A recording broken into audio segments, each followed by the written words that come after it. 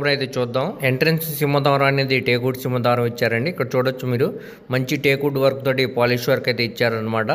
So ఇప్పుడు మనం లోపలైతే ఎంటర్ అయ్యామండి. ఇదంతా కూడా మనకి హాల్ స్పేస్ అనమాట. కింద ఫ్లోరింగ్ అంతా కూడా మనకి టైల్ ఫినిషింగ్ అనేది చేశారండి.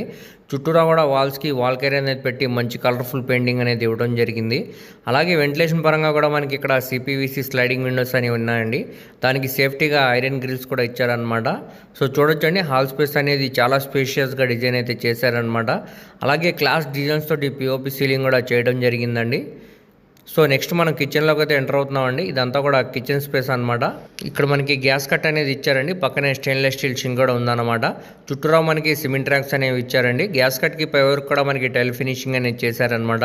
సో చూడొచ్చండి, కిచెన్ స్పేస్ కూడా చాలా స్పేషియస్గా డిజైన్ అయితే చేశారనమాట. ఇక్కడ మనకి చిన్న అటక్ కూడా ఉంది ఇచ్చారండి, స్టోరేజెస్ కోసం సామాన్లు.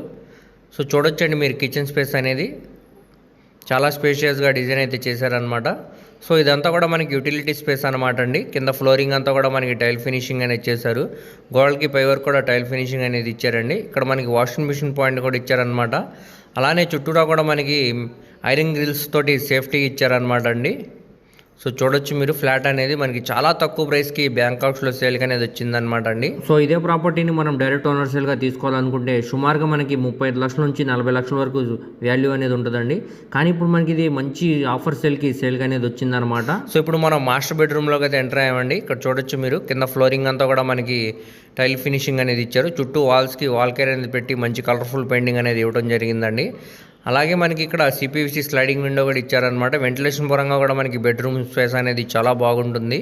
అలానే సిమెంట్ ట్రాక్స్ కూడా ఇచ్చారండి. దీంట్లో మనకి అటాచ్డ్ బాత్రూమ్ కూడా ఉందన్నమాట. చాలా స్పేషియస్గా బెడ్రూమ్ డిజైన్ అయితే డిజైన్ చేశారండి. 6x6 బెడ్ వేసిన ఇంకా స్పేషియస్ ఉండేలాగా బెడ్రూమ్ డిజైన్ అయితే డిజైన్ చేశారనమాట. ప్రస్తుతానికి ఇది బ్యాంకాక్స్లో ఉండడం వల్ల పవర్ కట్ అనేది ఉందన్నమాట అండి. దీంట్లో మనకి ఎటువంటి మేజర్ వర్క్స్ కూడా లేవన్నమాట అండి. జస్ట్ క్లీన్ చేసుకుంటే సరిపోయిద్ది అనమాట. సో ఇప్పుడు మనం నెక్స్ట్ చిల్డ్రన్ బెడ్రూమ్లోకి అయితే ఎంటర్ అవుదామండి. సో ఇదంతా కూడా మనకి టీవీ యూనిట్ అనమాట. ఇక్కడ చూడొచ్చు మీరు హాల్ స్పేస్లో.